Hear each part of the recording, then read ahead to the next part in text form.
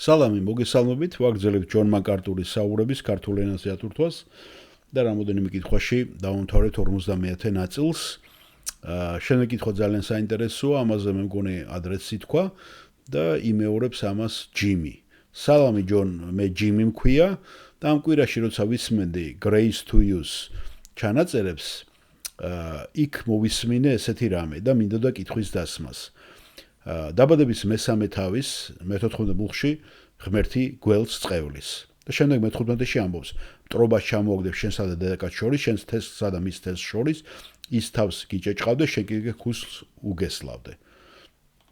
ეს გაგებულია როგორც სატანისა და ქრისტეს შორის ბრძოლის წინასწარმეტყველება?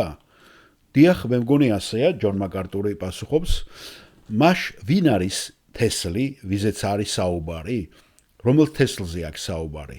იმიტომ რომ ქრისტე მოხსენიებული როგორც დედაკაცის მარიამის თესლი. და ჯონ მაკარტური პასუხობს: დიახ, და მე ვფიქრობ, რომ შენსა და დედაკაც შორის, შენს თესლსა და მის თესლს შორის მტრობის ჩამოგდება, უბრალოდ მტრობას ავრცელებს სიმართლისა შვილებზეც და ასევე სატანის შვილებზე.